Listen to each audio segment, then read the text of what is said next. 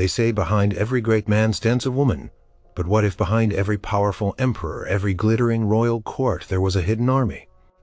An army of artists, of musicians whose very notes shaped the destiny of empires, whispered secrets in gilded halls, and sometimes even sealed their own tragic fates. The Habsburg dynasty, rulers of vast lands for centuries, knew this truth better than anyone. They collected not just art and jewels, but genius. They groomed it, demanded from it, and sometimes crushed it. These weren't just composers. They were the architects of an unseen world, their lives as dramatic and unpredictable as any opera they might have penned. Get ready to step back in time past, the powdered wigs and the stiff protocols, into the secret lives of the men whose music truly made the Habsburg world spin. Their stories are far stranger than fiction, and their masterpieces still echo with the triumphs and betrayals of a dynasty that refused to be forgotten. Number 1. Antonio Salieri, the imperial maestro of whispers and legacies. The year is 1774.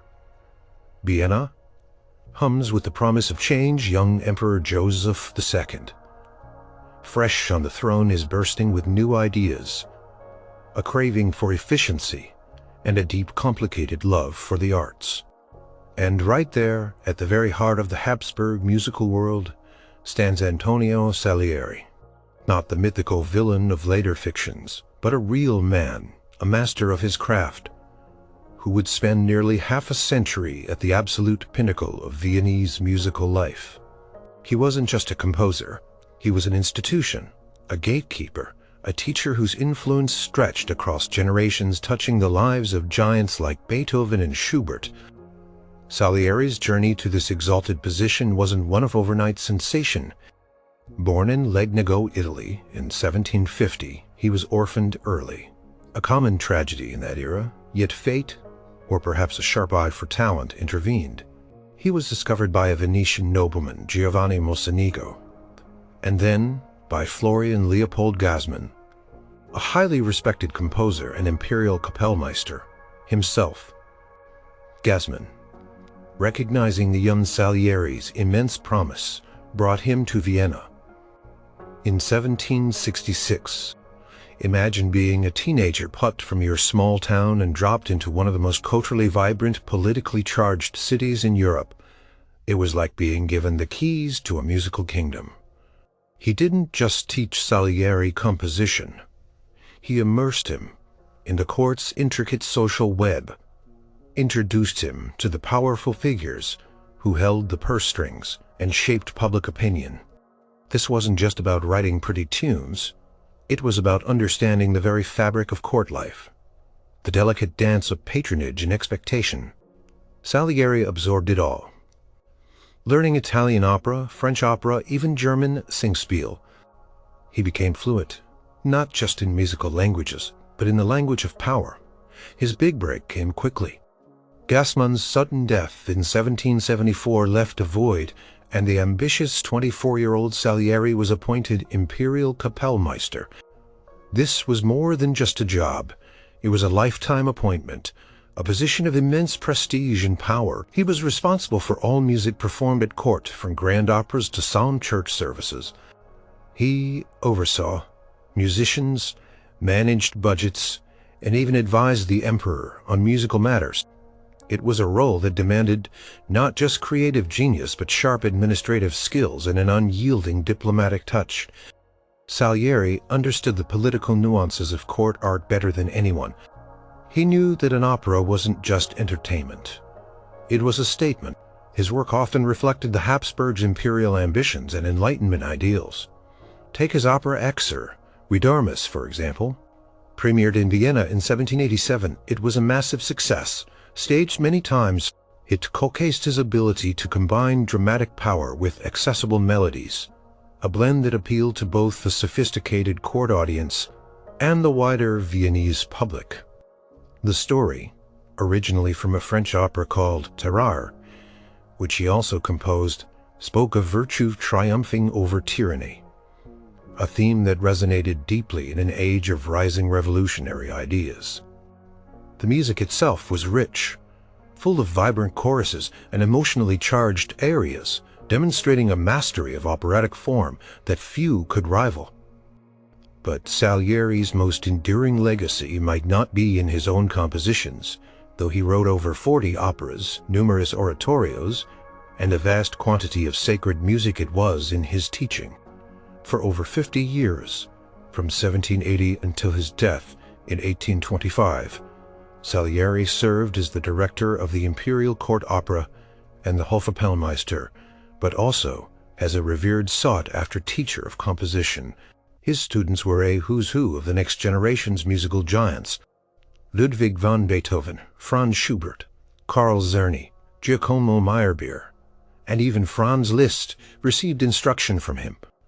Imagine the conversations, the advice, the insights these young minds gained from the aging maestro, a direct link to the golden age of Viennese classicism. Beethoven, notoriously prickly, had a deep respect for Salieri, often seeking his advice on Italian vocal writing. Schubert dedicated his Opus 8 to Salieri, a clear sign of his admiration and gratitude.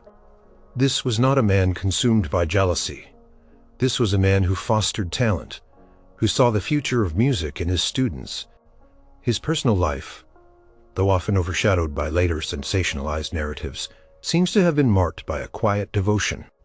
He married Therese von Helfersdorfer in 1774. The same year he became Kapellmeister. They had 8 children, though only 2 daughters survived to adulthood, a common sorrow of the time. Records suggest he was a diligent, responsible family man, balancing the immense demands of his court duties with his domestic life.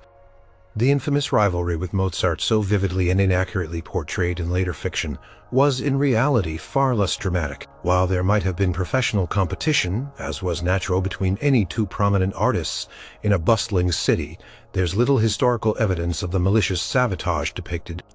Salieri held various positions of power, including that of censor for new operas, a role that naturally put him in a position to approve or reject works, including Mozart's. Yet records show he championed Mozart's music at times, conducting his symphonies and even teaching his children. The true tragedy was that both men were immensely talented, operating in the same demanding environment, and history later needed a villain. Salieri's final years were tinged with sadness and ill health. His wife died in 1821, and his own health declined significantly.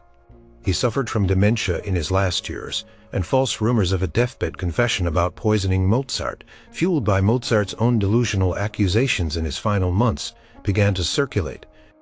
These whispers, amplified by Russian poet Alexander Pushkin, and later by Rimsky-Korsakov and Peter Schaeffer, unfairly tarnished the reputation of a man who had dedicated his life to music and to the Habsburg court. His Requiem Mass, which he had composed years earlier for himself, was performed by his former pupil, Ignaz Esmayer. It was a fitting tribute, a final performance of his own music conducted by a member of the musical dynasty he had helped create. Antonio Salieri was laid to rest in the Matzleinsdorf Cemetery, a testament to a life spent in service of art and empire, a life of immense achievement, quiet dignity, and an enduring legacy as a teacher, and a composer who truly shaped the sound of Vienna. His true masterpiece might not be a single opera, but the countless lives he touched, and the enduring classical tradition he helped to fortify for future generations. Number 2. Christoph Willibald Gluck, the opera rebel who shook the stage. Vienna, in the mid-18th century, was a city of glittering palaces, powdered wigs, and above all, opera. But for Christoph Willibald Gluck, who would rise to become one of the most influential Habsburg court composers, the opera world was a beautiful cage. It was filled with vocal fireworks, elaborate costumes, and plots that sometimes made no sense, serving only as an excuse for singers to show off.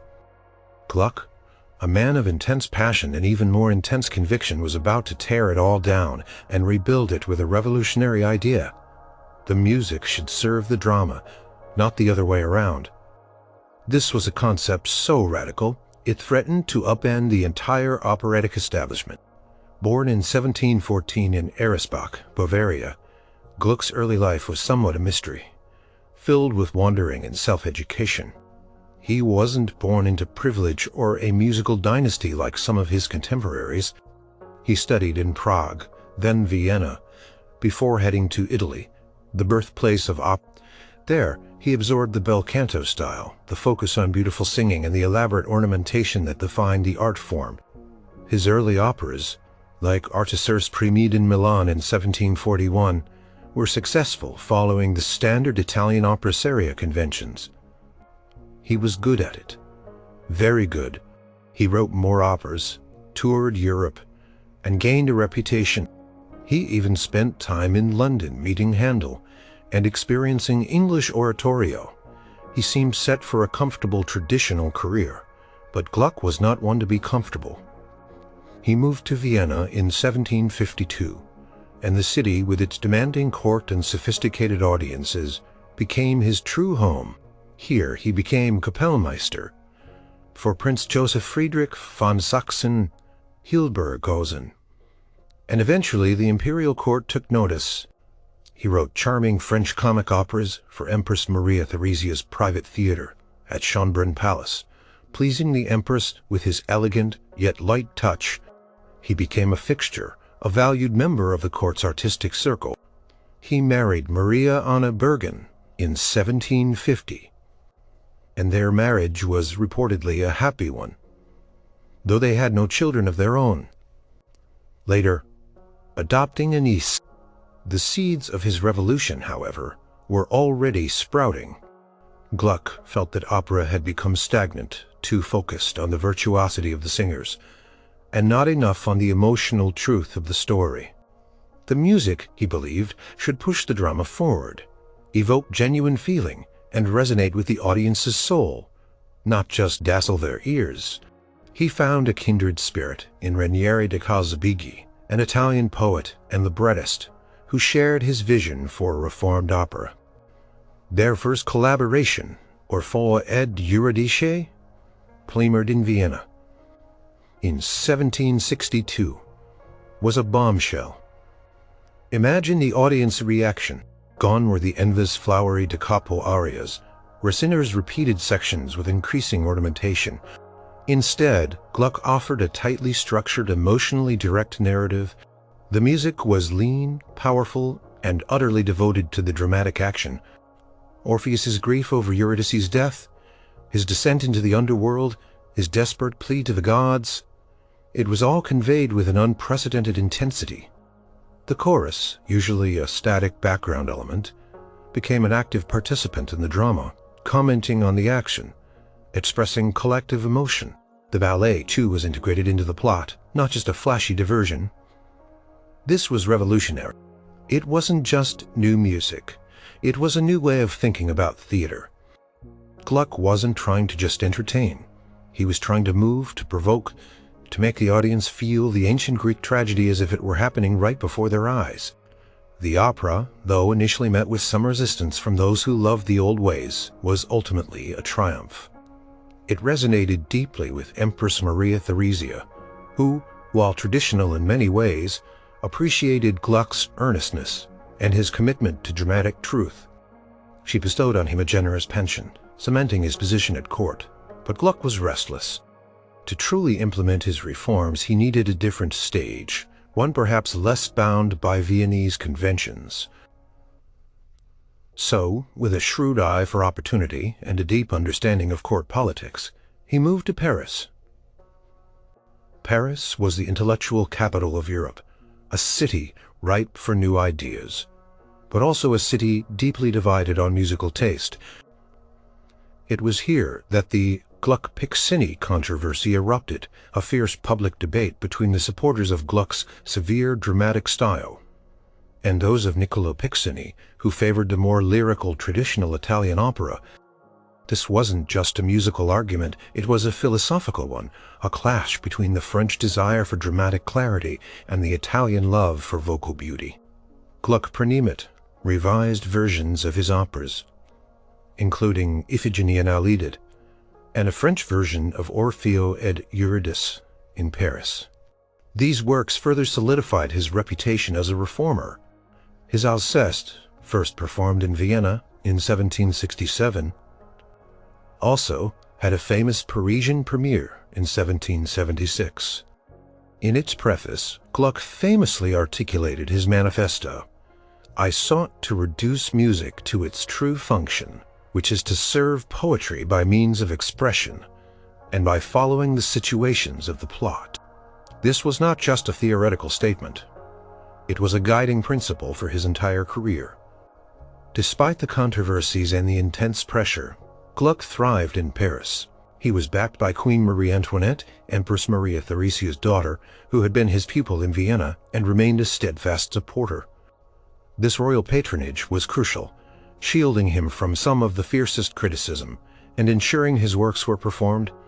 His last major success was Iphigenie and Taureat, premiered in Paris in 1779, a work considered by many to be the culmination of his reform efforts, a perfect synthesis of dramatic power and musical beauty.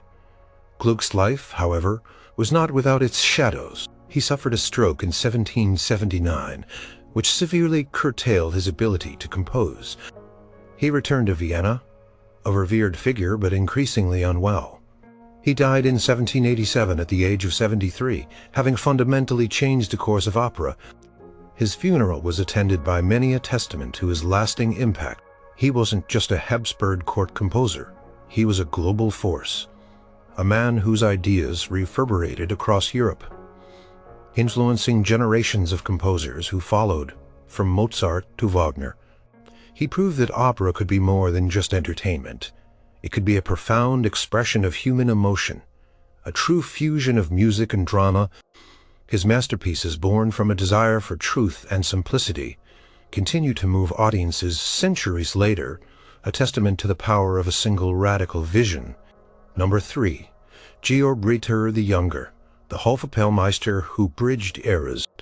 Imagine holding one of the most powerful musical positions in Europe for over 3 decades, responsible for everything from lavish imperial weddings to somber court funerals, from grand operas to daily church services.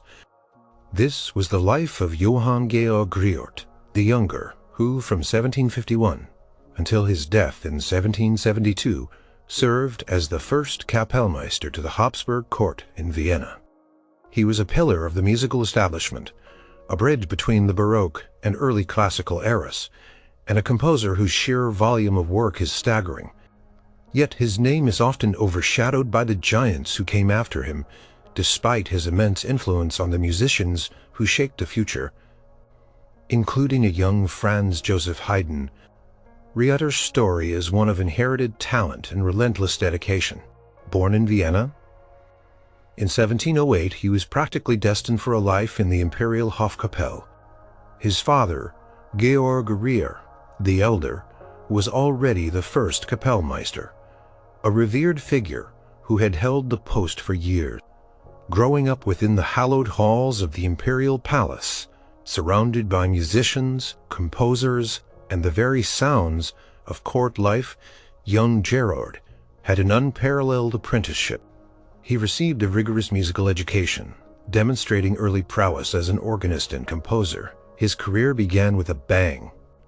In 1726, at just 18 years old, he was appointed court composer.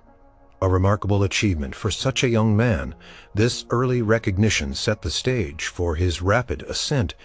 He became deputy Kapellmeister to his father in 1731, and when his father died in 1740, the path was clear. However, the Habsburg court, ever astute in its musical judgment, wanted to ensure the best possible successor. So they appointed him co-Kapellmeister with the esteemed Antonio Caldara, allowing Ritter to learn from the older master while gradually taking on more responsibilities. This shared leadership, common in court structures, prepared him for the full weight of the position. When Caldara passed away in 1736, Ritter stepped fully into the first Kapellmeister role. For over 30 years, Ritter ruled the musical roost. His responsibilities were vast. He had to compose new music for every occasion: oratorios for Lent, operas for royal birthdays, masses and vespers for Sunday services, and countless smaller pieces for daily court life. He also had to manage the imperial orchestra and choir hire and fire musicians, deal with temperamental singers, and navigate the complex politics of court patronage. Imagine the sheer organizational effort, the constant pressure to deliver new high-quality music on demand. His compositional style was a fascinating blend of the old and the new. He mastered the grand Baroque style with its elaborate counterpoint and rich orchestration, as befitted the imperial court. But he was also open to the emerging Rococo and early classical styles with their lighter textures and more expressive melodies. His works include over 80 operas, and Singspiele, 100 oratorios and cantatas, and an astonishing 200 masses, not to mention countless other sacred and secular pieces. This incredible output proves his tireless work ethic and the constant demands of his position. One of his most significant and perhaps defining works was the oratorio, Betulia Liberata. Premiered in 1734, it tells the biblical story of Judith and Holofernes. This was a genre highly favored by the Habsburg court, especially during Lent when opera was forbidden. Rieuter's Betulia Liberata showcases his dramatic flair, his ability to craft powerful choruses, and his skill in creating emotional depth through music. While perhaps not as revolutionary as Gluck's later works, it was a finely crafted expressive piece that demonstrated the artistic standards expected at the imperial court. Rieuter's reign, however, wasn't without its challenges. The tastes of the court and the public were slowly changing. The grand, serious opera seria was beginning to give way to lighter, more charming forms like opera, buffa, and singspiel.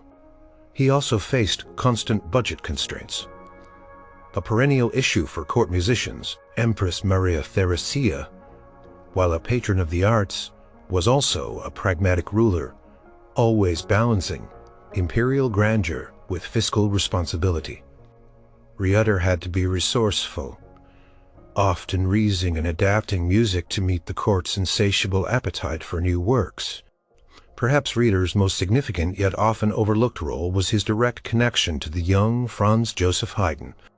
For several years, starting around 1750, Haydn, then a struggling freelance musician and choir boy, sang in the Hochkapelle under Rieuter's direction. Rieuter recognized Haydn's talent, giving him early opportunities and a crucial window into the workings of the imperial music machine.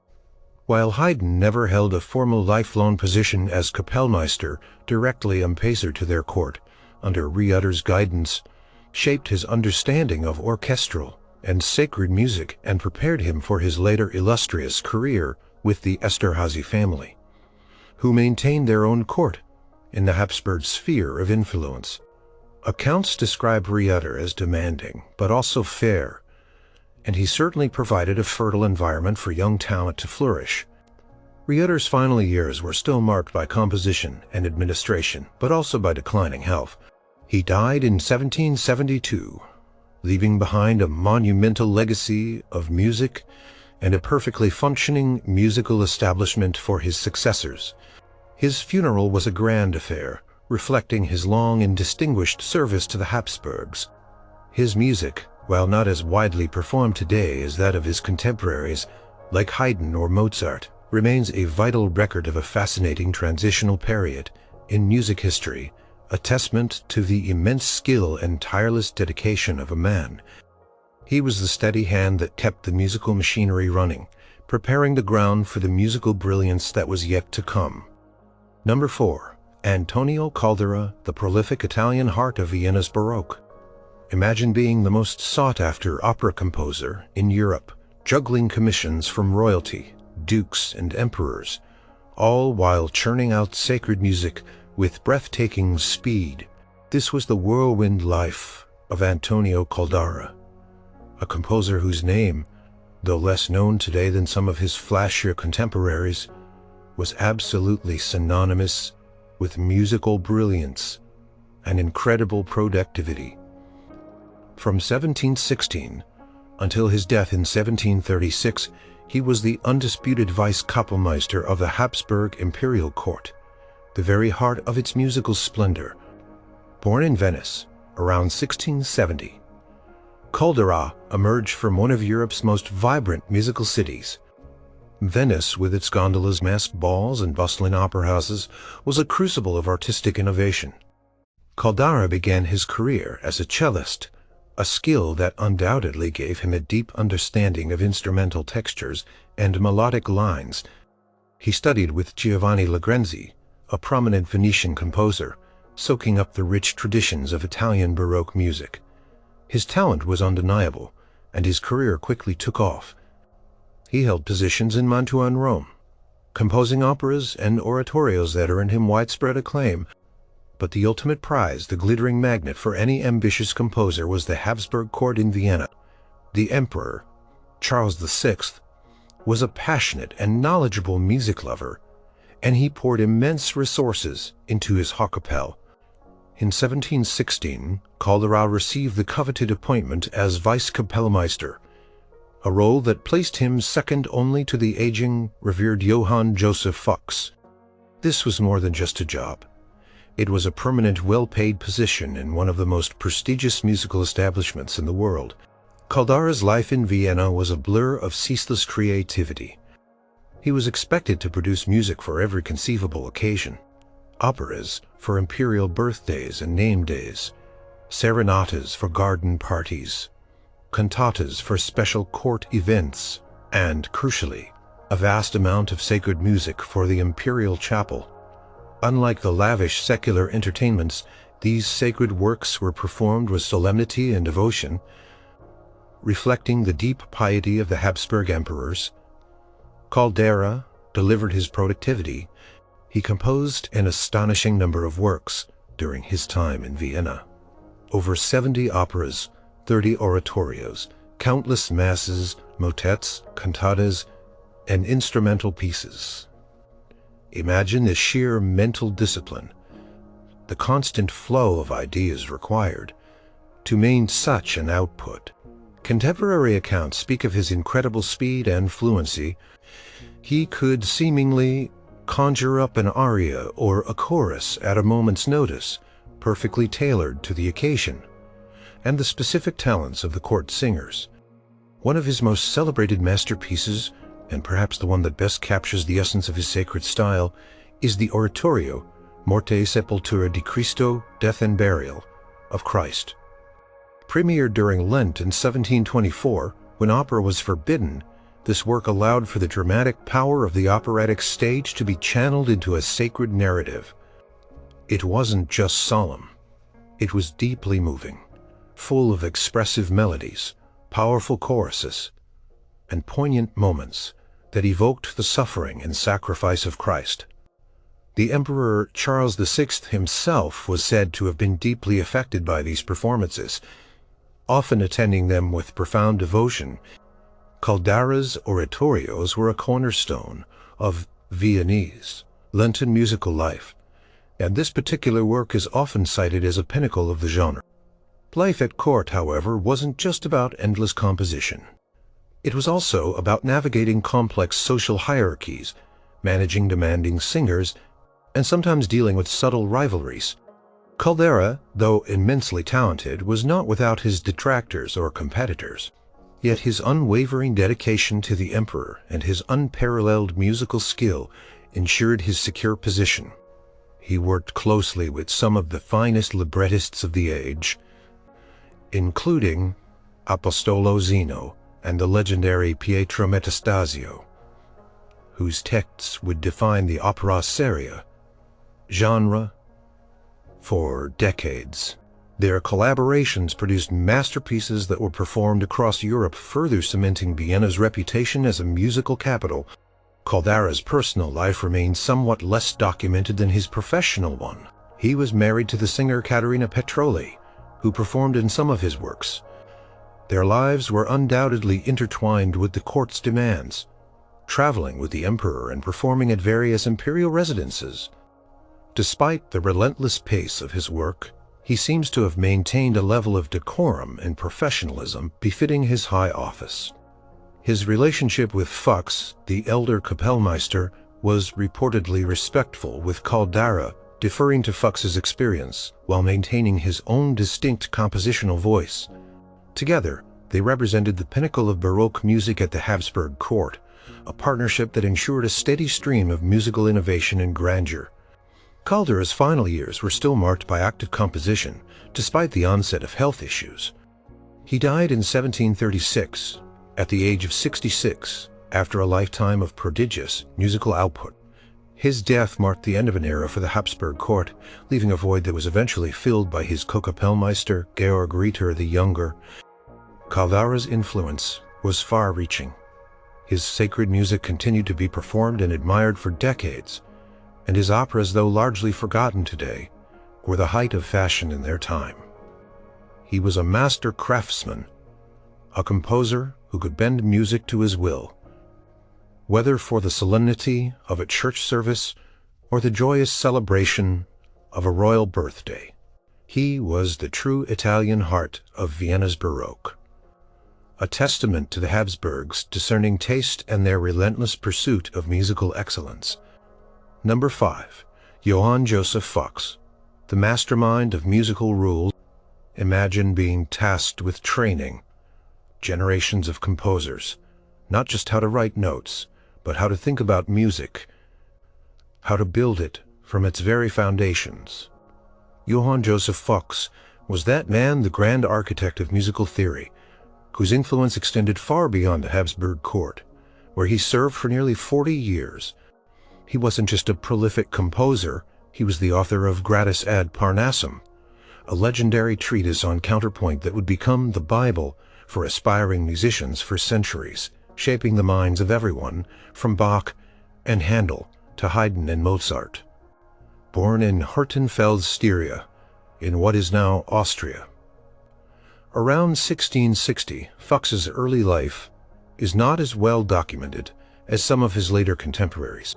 However, what is clear is his exceptional intellect and his profound dedication to the craft of music. He was educated at the University of Graz and later in Ingolstadt, absorbing the musical traditions of both Germany and Italy. This blend of influences would prove crucial to his later work. He started his career as an organist in various churches, honing his skills as a performer and composer. His path to the Habsburg court began in the late 1690s.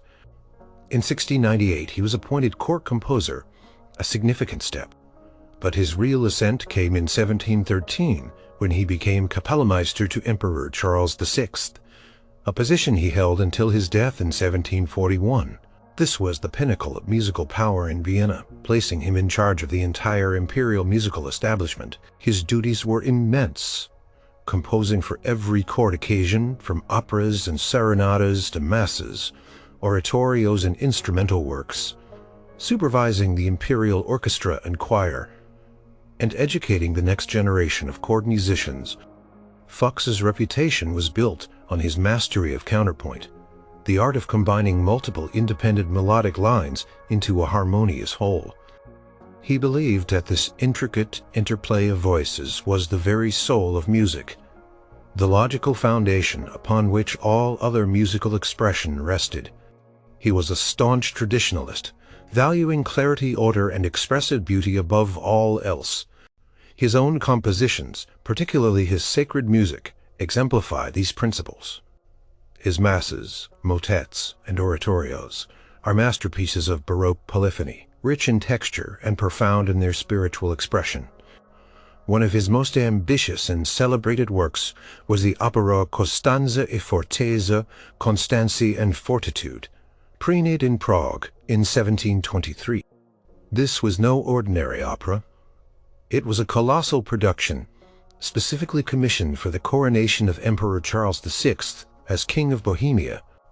Imagine the scale.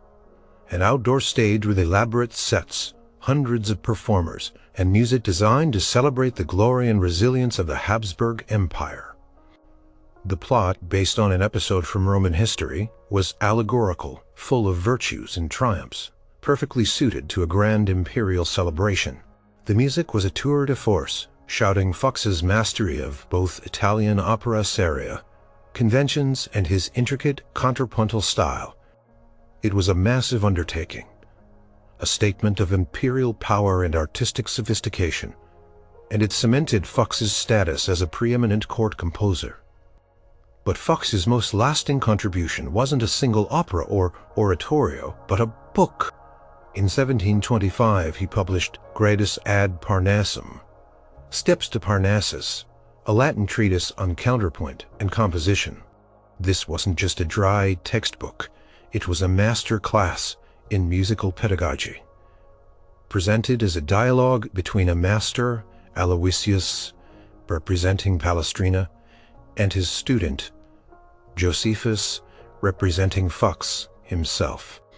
In it, Fox systematically laid out the rules of strict counterpoint, starting with the simplest note-against-note exercises, and gradually building to complex polyphonic writing. He codified centuries of musical practice, creating a clear, logical system for teaching composition. The impact of Gradus ad Parnassum was revolutionary and enduring. It was translated into German, Italian, French, and English, becoming the standard textbook for music students across Europe for over 150 years. Composers like Johann Sebastian Bach, George Friedrich Handel, Joseph Haydn, and Wolfgang Amadeus Mozart. Haydn famously declared that he had thoroughly studied Fox's Gradus ad Parnassum from cover to cover. Mozart, too, would incorporate Foxian counterpoint into his own works, especially in his later, more complex pieces. This book allowed Fox to teach countless musicians. He never even met a truly astonishing legacy. Despite his immense workload and intellectual pursuits, Fox was also known for his quiet piety and dedication. He seems to have been a man of integrity, deeply respected by the emperor and his peers. He navigated the complex world of court politics with a calm demeanor, focusing on his art and his teaching. He suffered from gout in his later years, a common ailment of the time which sometimes confined him to his home, but it did not stop his tireless work. Fox's long tenure at court saw the musical landscape begin to shift. The Baroque grandeur he so masterfully represented was slowly giving way to the lighter, more elegant Rococo and early classical styles. Yet Fox remained steadfast in his principles, ensuring that the foundations of musical craftsmanship were preserved and passed on to the next generation. He was often ill in his final years, his duties increasingly taken over by his vice-Kapellmeister Antonio Coldara. When Fox died in 1741 at the venerable age of 81, he left behind an unparalleled legacy. Not only a vast catalogue of compositions that still speak to his profound musicality, but also a theoretical masterpiece that enshrined his ideas about harmony and counterpoint. Guiding generations of composers, he was the ultimate musical scholar, a composer whose rules laid the groundwork for the very language of classical music, ensuring that the Habsburg court's musical heritage would continue to flourish with unparalleled depth and rigor. Number 6. Leopold I, the emperor who penned his own operas. Imagine an emperor, the absolute ruler of a vast, sprawling empire, who wasn't just a patron of the arts, but a serious, dedicated composer himself. This wasn't a casual hobby. This was a profound passion, woven into the very fabric of his daily life, a testament to the Habsburg commitment to culture. This was Leopold I, who reigned as Holy Roman Emperor from 1658 to 1705. His story isn't just about political power. It's about the extraordinary intersection of sovereignty and artistic genius. Born in 1640, Leopold was originally destined for a career in the church. This meant he received an exceptionally broad and deep education, far beyond what might have been expected for a future ruler. He mastered Latin, Italian, French, and He learned to play several instruments, including the harpsichord and violin, and most significantly, he studied composition. This rigorous training would shape his understanding of art and his lifelong dedication to music. However, fate had other plans for Leopold. When his older brother Ferdinand IV died suddenly in 1654, Leopold was thrust into the direct line of succession. 4 years later, following the death of his father, Ferdinand III, he became Holy Roman Emperor. The weight of ruling an empire that stretched from Spain to the Balkans, entangled in wars, political intrigue, and religious tensions, would have crushed a lesser man. But Leopold I was no ordinary emperor. He balanced the immense demands of statecraft with his unwavering commitment to music. His court in Vienna became one of the most vibrant musical centers in Europe. He famously employed an enormous number of musicians. Some accounts suggest over 100 in his Hochkapelle alone, including some of the finest instrumentalists and singers from across Europe, particularly Italy. He understood that music was not just entertainment. It was a powerful tool of state. Grand operas and elaborate ballets could project imperial power, celebrate victories, and foster a sense of unity and splendor. Sacred music performed with utmost solemnity reinforced the deep Catholic piety of the Habsburgs and their divine right to rule. What sets Leopold apart, however, is not just his patronage, but his direct participation. He wasn't merely a connoisseur, he was a creator. Leopold I composed over 230 pieces of music, a truly remarkable output for a head of state. His works include operas, oratorios, ballets, singspiel, and a significant amount of sacred music, including masses and motets. Imagine the immense self-discipline required to find the time amidst constant political crises and diplomatic negotiations to sit down and compose. His personal diary entries sometimes mention his desire to compose even when state affairs pressed heavily upon him. One of his notable achievements as a composer was his Singspiel Apollo and Daphne, premiered in 1668. A Singspiel, a type of German opera with spoken dialogue, was less formal than Italian opera seria, but could still convey powerful messages. Apollo and Daphne cultivate his lyrical style and his understanding of dramatic pacing. Beyond this, his sacred works, such as the Representatio Sacra, or sacred representations, were deeply personal expressions of his faith. These were often dramatic oratorios performed during Lent that explored biblical themes with emotional depth and musical sophistication. They reveal a man who is not just a ruler, but a devout individual wrestling with the spiritual questions of his age. Leopold I surrounded himself with musical talent, and he often collaborated with his court composers. He worked closely with Antonio Draghi, Johann Heinrich Schmelzer, and other luminaries of his time. He was known to offer corrections and suggestions to his Kapellmeister, demonstrating his deep theoretical knowledge and his discerning ear. This wasn't just a casual emperor dabbling in art. This was a serious musician engaging with his craft and his colleagues. On an intellectual level, his life was not without immense challenges.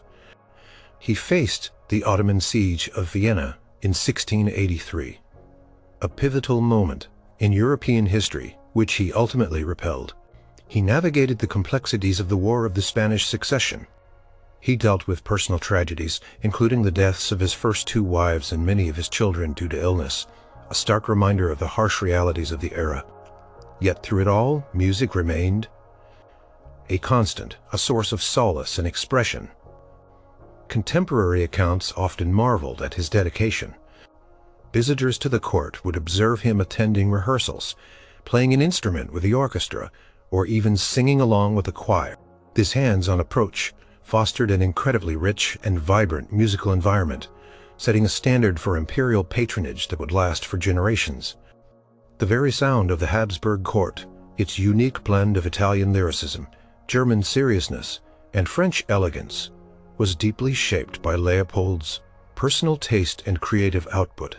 When Leopold I died in 1705, he left behind not just a strengthened empire and a legacy of powerful rule, but also a formidable body of musical work.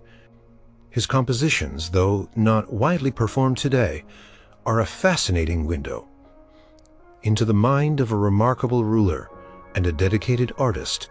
He was a truly unique figure in European history, an emperor who didn't just command the destiny of nations, but also crafted the very notes that filled his magnificent palaces.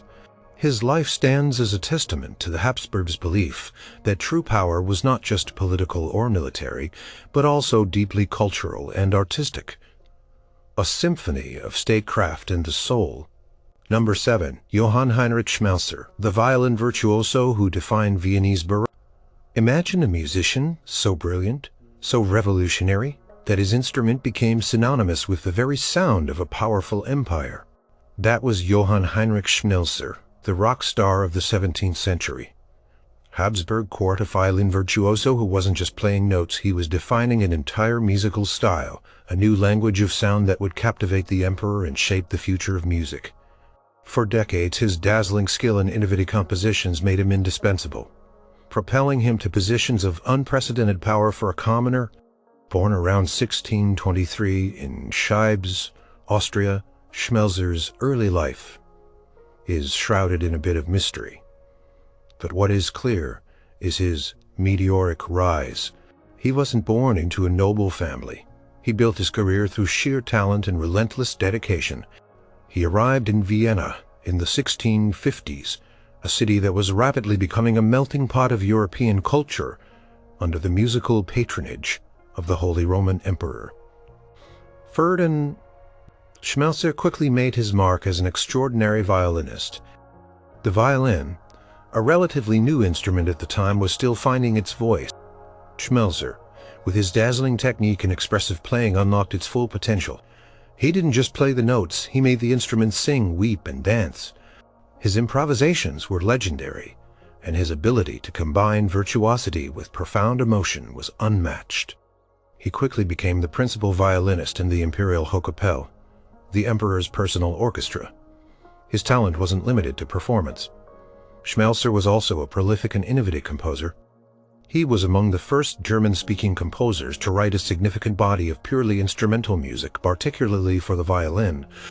His Sonatae Unarum, Fidium sonatas for one stringed instrument, published in 1664, are a collection of 7 sonatas for violin and basso continuo. These weren't just exercises in virtuosity. They were complex, multi-sectional pieces that explored the full expressive range of the violin, incorporating different styles, dance forms, and improvisatory flourishes. They showcased his mastery of both Italian and German musical traditions, blending lyrical melodies with intricate counterpoint. These works are considered foundational to the development of the violin sonata. Schmelzer's career at court was one of continuous ascent.